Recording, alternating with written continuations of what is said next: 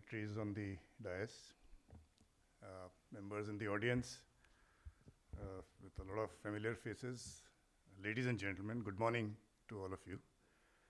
Let me first thank SAMDES team for organizing this very timely and relevant seminar.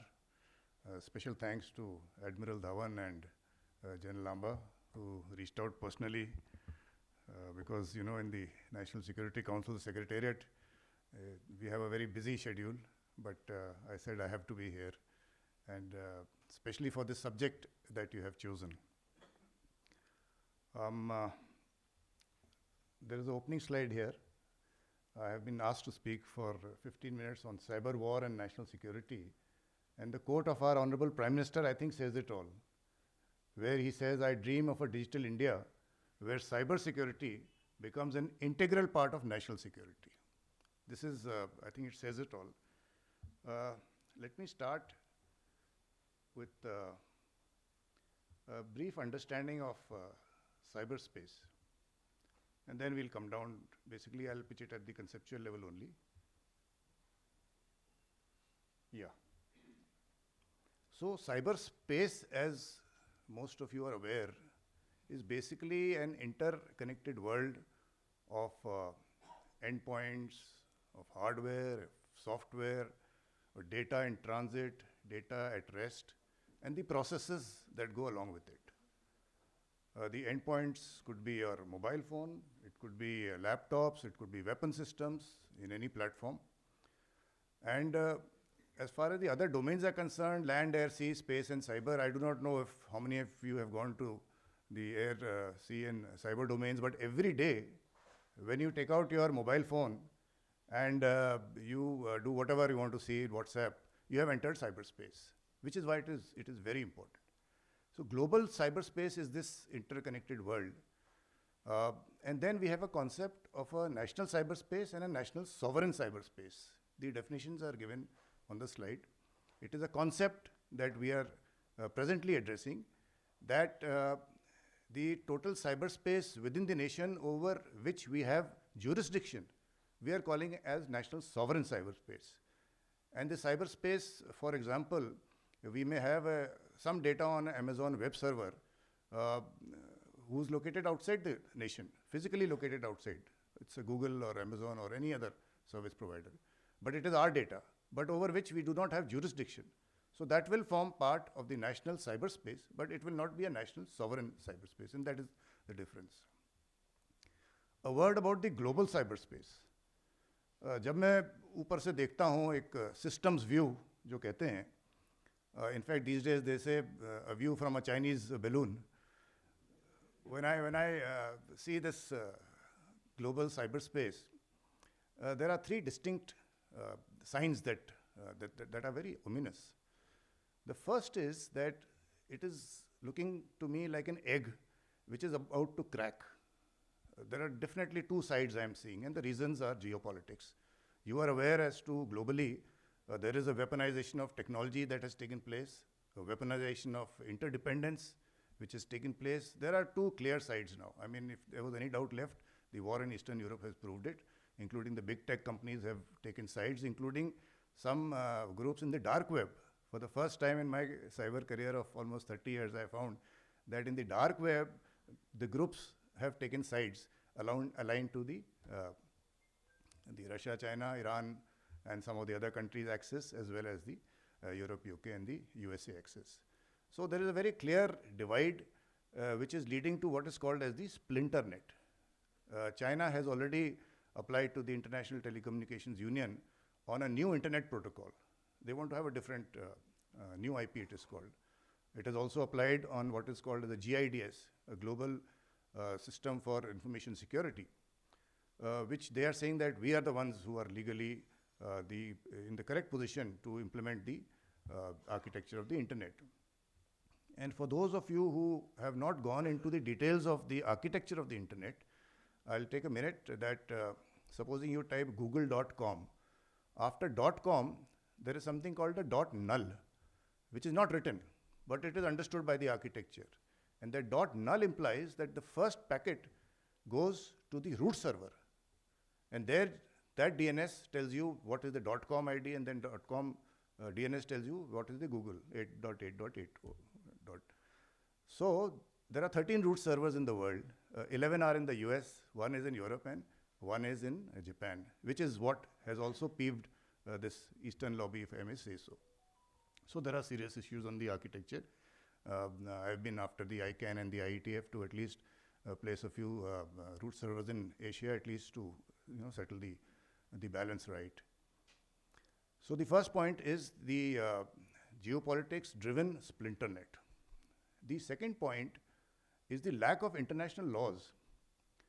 It took the United Nations group of government experts 20 years to create 11 non-binding norms for responsible behavior by states in cyberspace.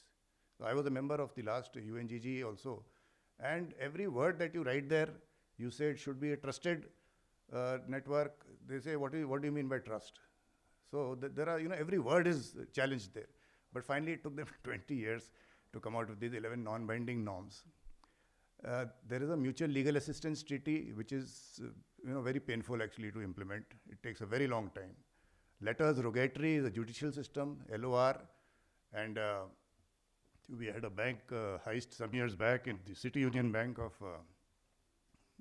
Chennai, where it took us about 120 days to get the letter rogatory. And when we went to this country where we knew the money had gone, they said, sorry, international law says 90 days, and 91st day he had taken out the money. So this is the second point in the global cyberspace, that the international laws are almost non-existent, if I may say so. There was a very good manual called the Tallinn manual. Tallinn is the capital of Estonia. Tallinn 2.0 also came out. It gave out some definitions as to what is a cyber weapon, what is the threshold above which you can call it a cyber war, and a lot of other definitions were there, but today people have forgotten the Tallinn manual also. So this is the second point, that global cyberspace is actually like the WWW, the Wild Wild West. And the third point, as Admiral Dhawan also said, is the lack of attribution. If you come to our National Informatics Center, there's a huge map in front, the world map, which tells you so-called as to where the attacks are coming from. And on that map, 40% of the attacks are coming from mainland US, because he's only showing you the last IP address from where you are getting the malware. But actually, he's 3-4 hops behind that. Behind the server that he's hired in US, he's coming from Netherlands. From Netherlands, he's going to Germany, and from Germany is probably from where he's sitting at home or in his office and attacking us. So lack of attribution, the lack of international laws, and this geopolitical driven splinter net is something that is aiding the criminal. That is the point I wish to make, that we have a quote in my office which says that in cyber war or in cyberspace, every day is D-Day. As far as we are concerned, the war is already on. We can keep talking of the concepts, but it is a very serious situation in cyberspace. I mentioned about the 4 dimensions. As far as the cyberspace is concerned, at the national level, it is very critical. All your strategic systems depend on it. Your national governance depends on it. The Digital India program depends on it. In case we have to reach that $5 trillion mark, the Digital India and the cybersecurity is very important. Because if we have to grow at 6.5%, 7%, we just cannot afford any headwinds and losses due to cybercrime. Year before last, as a nation, we lost 2 lakh crore rupees were lost due to cybercrime in India. And globally, the World Economic Forum has said that cybercrime is the biggest man-made risk to the economic progress of nations. And the loss last year is estimated as $6 trillion. So that is the importance it has for the national economy. It is a fundamental pillar of our comprehensive national power, and it is definitely today a subset of national security. Cyber security has now crossed that threshold of, it is not about, morphing pages and photos, etc. It is hitting your power, hitting your critical infrastructure, taking out very critical data. That is the level. So it is an aspect of national security. And of course, it impacts social, economic, and all the other national security aspects. In the continuum of cyber conflict, this slide shows that at the lower end, there are the cyber criminals. Basically, this aspect is dealt by the Ministry of Home Affairs in our case. Admiral mentioned some of the initiatives that the government has taken. One of the initiatives we've taken is to create a Indian Cyber Coordination Center, Cybercrime Coordination Center, I4C. And that is where, when you report a loss of, let's say, your cyber fraud and financial fraud to cybercrime.gov.in, that is the agency that handles this. This is also a very painful area for me. Yesterday, I checked up the figures, 4,400 people lost money due to cyber fraud yesterday. And this is then a daily figure. Unfortunately, the prosecution in this case is in single digits. So there is a large number of voids, and I don't want to go into that in my 15 minutes. But cybercrime is basically what I'm trying to say at the moment is that it is handled at the government level. We have the cyber crime stations at district level today. The regional cybercrime centers have been established. Then you have the cyber activists, cyber terrorism, cyber war, and then the cyber-enabled conventional war, which is what we are seeing in Eastern Europe. And this is where the defense and the military comes in. And I'm sure Admiral Gupta will elaborate on this.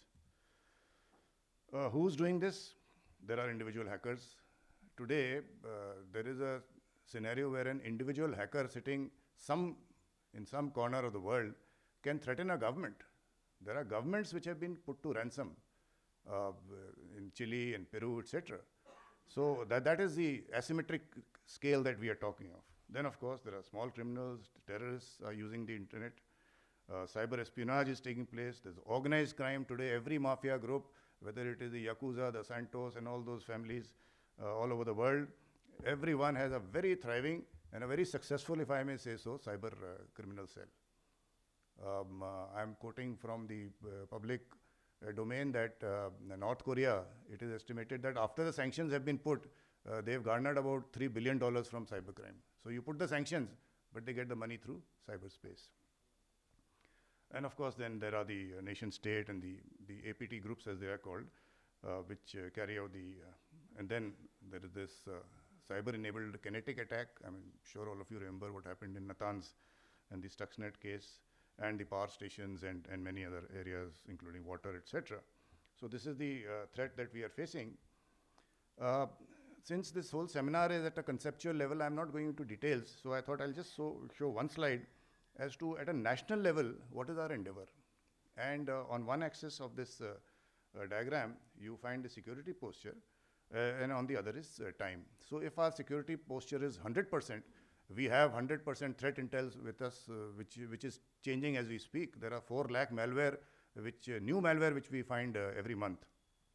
So if you're absolutely fine, 100%, then you find that the threat is